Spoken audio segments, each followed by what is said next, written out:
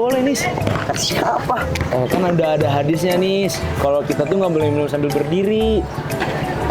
Hadisnya apa deh sebutin? Ani nggak tahu soalnya nih Lang. Hadisnya tuh kata sorobana hadukum ko iman. Ini apa? Janganlah kalian minum sambil berdiri. Ya udah deh Lang, maaf Ani duduk nih. Ya udah duduk.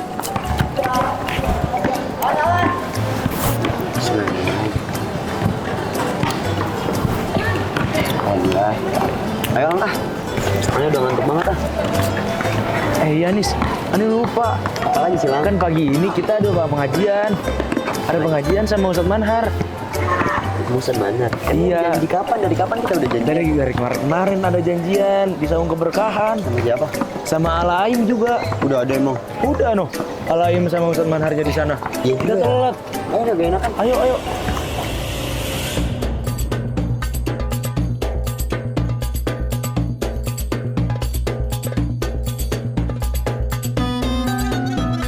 Sebagaimana kita ketahui bahwasanya santri itu salah satu bagian dari pelopor kebaikan.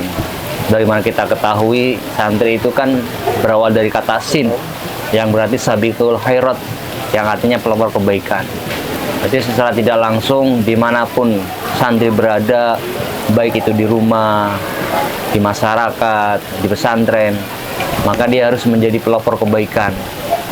Setiap kali ada acara, maka dia harus yang mengajak para teman-temannya untuk melakukan hal yang baik. Jangan sampai seorang santri itu malah menjadi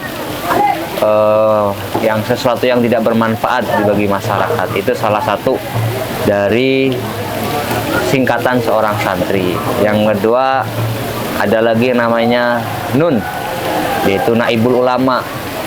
Seorang santri itu adalah pengganti ulama. Jadi kenapa seorang santri itu diutus untuk ke pesantren? Ya salah satu tujuannya adalah sebagai pengganti ulama. Karena ulama di sini juga sebagai warasatul anbiya, pewaris para nabi. Kemudian ada lagi ta. Ta itu diambil dari kata tarikul ma'asi, orang yang meninggalkan maksiat. Jadi gimana pun dan bagaimanapun caranya, seorang santri harus selalu meninggalkan maksiat.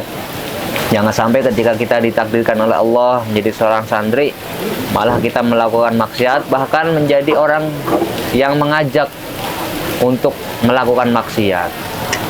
Kemudian ada lagi istilahnya ro. Ro itu adalah ar-rogibina fil ulama, mencintai ulama. Kita sebagai seorang santri harus cinta kepada para ulama. Kenapa? Karena ulama ini merupakan pewaris para nabi. Yang terakhir adalah ya al-yakin bil masyayikh. Seorang santri itu harus yakin pada gurunya. Jangan sampai seorang santri ini tidak yakin pada gurunya terkait keutamaan tentang keilmuan yang beliau punya kepada kita. Jadi itu salah satu singkatan dari seorang santri. Gitu. Bisa dipahami nggak? Paham Ustaz. Ada yang ditanyakan? Udah tentu kita sudah cukup. Udah mahal kita. Udah cukup berarti. Ya.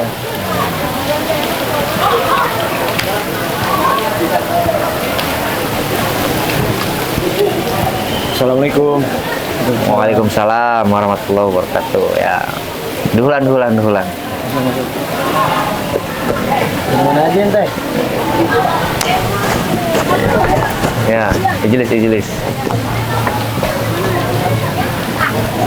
Ya, ijelis. Dari mana ini? Baru hadir? Apaan Ustadz? Tadi Ani habis nemenin Danis laporan bulis Ustadz. Tadi habis ngumpul dulu saya malam Ani bulis Ustaz. Bagian jadwal. Ya, lain kali kalau kita mau menghadiri majelis ilmu jangan sampai kita telat. Karena salah satu ciri dari orang itu akan mendapatkan pemahaman ilmu, akan mendapatkan keberkahan ilmu adalah seorang santri tersebut adalah menunggu kedatangan seorang gurunya. Tapi kalau seorang santri ketika belajar dia tidak menunggu kedatangan gurunya, dalam artian gurunya datang dulu, maka dia tidak akan mendapatkan kemanfaatan, keberkahan dalam ilmunya. Bahkan Nabi Muhammad Shallallahu Alaihi Wasallam mengatakan dalam sebuah hadisnya, huduru majlisi ilmin afdolu min sholati alfi rokaatin wa iyadati alfi maridin wa huduri alfi janazah. Jadi kata Kanjeng Nabi itu, kita menghadiri majelis ilmu itu lebih utama dibandingkan kita sholat 1000 rakaat. Dalam artian, sebanyak apapun sholat sunnah yang kita lakukan, itu ternyata masih kalah dengan keutamaan kita duduk di hadir majelis ilmu. Kan kita tahu bahwasanya kalau kita sehari-hari sholat, jangankan 1000 rakaat, kalau kita sholat 100 rakaat aja itu berat, apalagi kita melakukan sholat sunnah 1000 rakaat. Jadi kita menghadiri majelis ilmu itu lebih baik dibandingkan kita melaksanakan sholat sunnah 1000 rakaat. Kemudian Nabi mengatakan lagi, wa iyadati alfi maridin, lebih utama lagi dibandingkan kita menjenguk 1000 orang yang sakit. Kalau diandaikan dalam sehari ini kita menjenguk 5 orang yang sakit, ketika kita menjenguk 5 orang yang sakit itu sangat berat dalam kehidupan sehari-hari. Jangankan 5, mungkin 4 orang yang sakit kita menjenguknya mungkin nggak bisa, karena kita punya kesibukan masing-masing. Dan keutamaan menjenguk orang yang sakit itu juga sangat banyak. Tapi ketika kita hadir dalam satu majelis ilmu satu kali, ternyata itu lebih baik dibandingkan kita dibandingkan kita menjenguk 1000 orang yang sakit. Yang terakhir itu wahuduri alfi janazah. Kita duduk dalam satu majelis ilmu itu ternyata lebih baik dibandingkan kita bertakziah kepada 1000 orang yang meninggal. Andaikan dalam setiap hari itu ada 10 orang yang meninggal, ya tentu kita ada keutamaan untuk menjenguk atau menghadiri atau takziah kepada orang yang meninggal. Tapi dikarenakan kita sibuk, mungkin kita tidak bisa takziah kepada semua orang yang meninggal. Tapi kalau andaikan kita duduk 10 menit, 30 menit, 40 menit dalam satu majelis ilmu, itu kata Kanjeng Nabi lebih baik dibandingkan kita bertakziah kepada 1000 orang yang meninggal. Jadi ada 3 keutamaan kita menghadiri majelis ilmu. Yang pertama itu lebih baik dibandingkan kita sholat sunnah 1000 rakaat, lebih baik atau lebih utama dibandingkan kita menjenguk 1000 orang yang sakit, lebih baik lagi yang ketiga daripada kita bertakziah kepada 1000 orang yang meninggal. Bahkan ada salah satu sahabat, namanya sahabat Ka'ab al-Ahbar. Beliau itu pernah mengatakan bahwasanya, lau anna thawaba majalisil ilmi badali nasi la'ak tatalu alaihi hatta yatruka kullu di imaratin imaratahu wa kullu di sukin sukohu. Jadi salah satu sahabat beliau mengatakan, andaikan pahala menghadiri majelis ilmu itu diperlihatkan kepada seluruh manusia, niscaya di antara satu manusia dan manusia yang lain akan saling membunuh. Karena saking pengennya dia menghadiri majelis ilmu disebabkan dia telah diperlihatkan pahala majelis ilmu. Bahkan beliau melanjutkan dalam redaksinya, hatta kullu di imaratin imaratahu. Bahkan ketika ada seorang pejabat, seorang presiden, menteri, gubernur, bupati, camat, kades, Pak RW, Pak RT, dia punya jabatannya, disebabkan dia diperlihatkan pahala majelis ilmu, kemudian dia tahu, dia bahkan akan rela meninggalkan jabatannya demi menghadiri majelis ilmu. Atau beliau melanjutkan dalam redaksinya, wa kullu disukin sukohu. Bahkan orang yang punya dagangannya, orang yang punya bisnis, baik itu di pasar, di online, karena dia diperlihatkan pahala majelis ilmu, maka nanti orang tersebut rela meninggalkan dagangannya, rela meninggalkan apapun yang dia geluti dalam bisnisnya demi semata-mata menghadiri majelis ilmu. Itu salah satu keutamaan kita menghadiri majelis ilmu.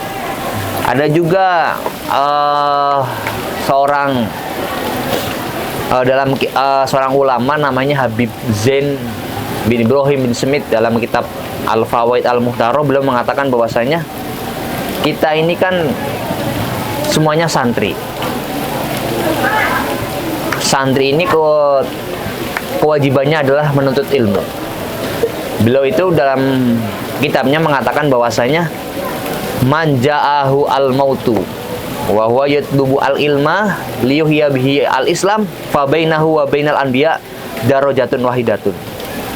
Jadi barang siapa menuntut ilmu, hadir dalam majelis ilmu, kemudian dia ditakdirkan oleh Allah, dia meninggal dengan dia tujuannya semata-mata karena ingin menghidupkan agama Islam, maka nanti dia akan dimasukkan ke dalam surganya Allah, dan posisinya itu di antara orang yang meninggal gara-gara menuntut ilmu dan para nabi itu bainahu wa bainal anbiya darajatun wahidatun.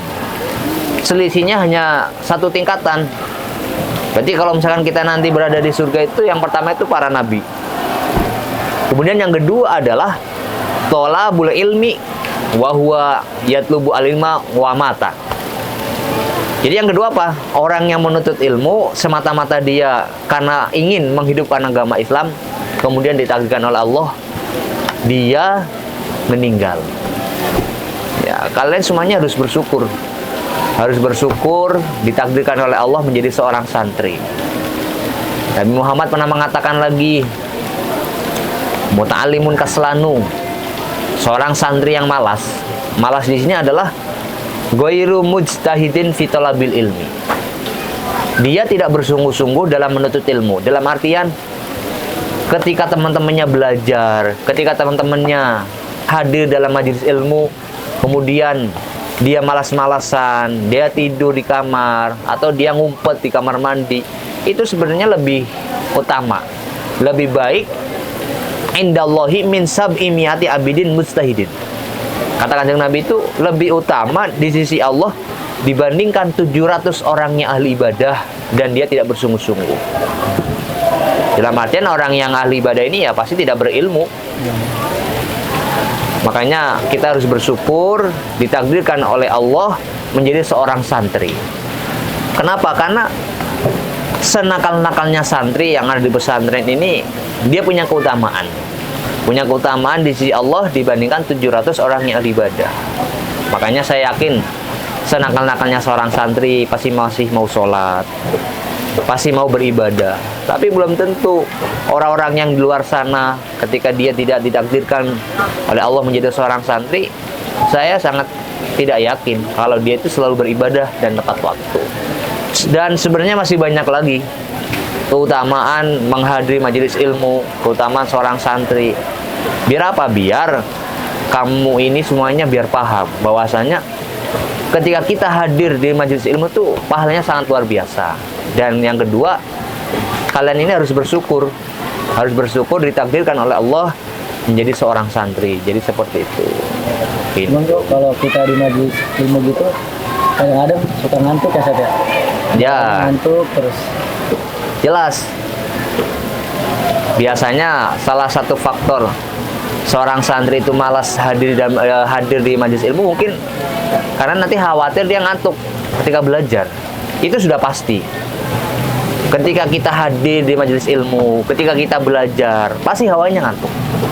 Alasannya apa? Karena ketika suatu tempat di mana di dalamnya ada majelis ilmu, di mana ada masjid, di dalamnya dibacakan suatu zikir, dibacakan suatu sejarah Nabi, maka nanti Allah Subhanahu wa taala akan mengirimkan malaikat rahmat. Yang ketika malaikat rahmat itu akan turun di tempat majelis tersebut, maka suasananya akan menjadi tenang, suasananya akan menjadi happy, akan menjadi hening, sehingga membuat orang yang hadir di tempat tersebut akan merasa ngantuk. Berbeda lagi kalau kita lagi di pasar lagi beli belanjaan, lagi beli barang-barang, kemudian kita tidur, kan nggak mungkin, atau kita ngantuk, nggak mungkin. Kenapa? Karena Allah tidak mengirimkan malaikat rahmat, sehingga ketika di pasar itu tempatnya panas, tempatnya kumuh, tempatnya gerah, dan yang lain. Kenapa? Karena tidak ada malaikat rahmat. Tapi kalau majelis ilmu, malaikatnya banyak, dikirimkan oleh Allah. Sehingga suasana yang ada di tempat ini adem. Karena ini insya Allah akan dikelilingi oleh malaikat-malaikat. Jadi seperti itu. Tapi kalau ini kan Anis pernah dengar kan, katanya kalau kita lagi ikut majelis ilmu, terus misalkan saya langsung keluar duluan dari majelis itu, katanya dosanya ke saya semua kan? Sebenarnya kalau untuk dosa enggak, cuman ini bagian dari adab. Bagian dari adab seorang santri adalah dia tidak meninggalkan kajian sebelum kajian itu selesai. Kenapa? Al-barakatu ma'lawahir. Berkah itu biasanya berada di akhir. Andaikan orang sebelum pengajian atau sebelum majelis ilmu itu belum selesai, kemudian kita pergi meninggalkannya, ya otomatis nanti kita tidak mendapatkan keberkahan ilmu, tidak mendapatkan kemanfaatan ilmu. Biasanya kan kalau dalam suatu majelis ilmu, kita berdoa dengan doa kafaratul majlis, dengan harapan ketika kita keluar dari majelis tersebut, dosa kita diampuni oleh Allah.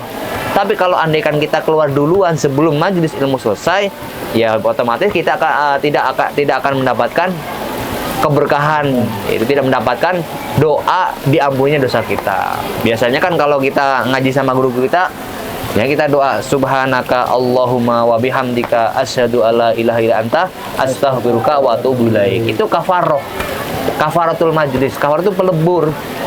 Mudah-mudahan ketika kita masuk di tempat majelis ilmu yang mana dosa kita sangat banyak, kemudian kita keluar dari majelis ilmu disebabkan kita membaca doa kafaratul majlis, insya Allah dosa kita akan diampuni oleh Allah Subhanahu wa Ta'ala. Jadi seperti itu bagian dari adab seorang santri, jangan sampai dia keluar duluan sebelum majelis ilmu itu selesai. Jadi seperti itu.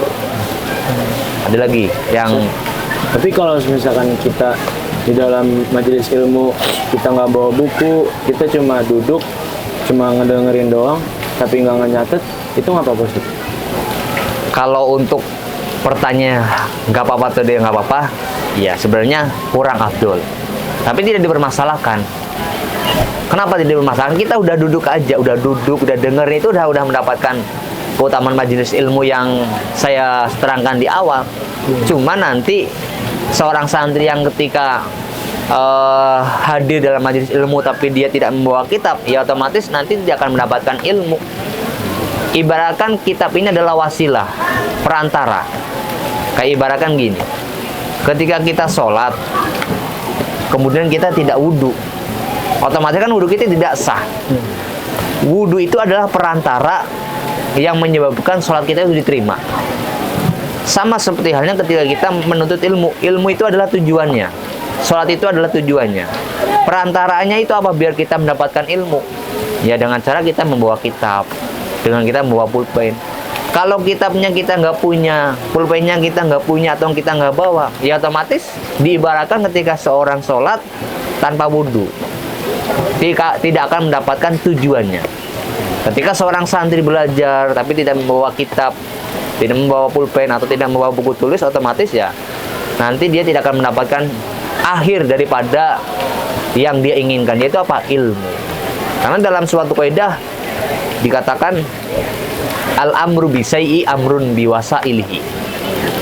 Ketika kita melakukan sesuatu, maka perantara dari sesuatu tersebut itu harus ada. Kita melakukan sholat, maka perantara sholat itu harus ada.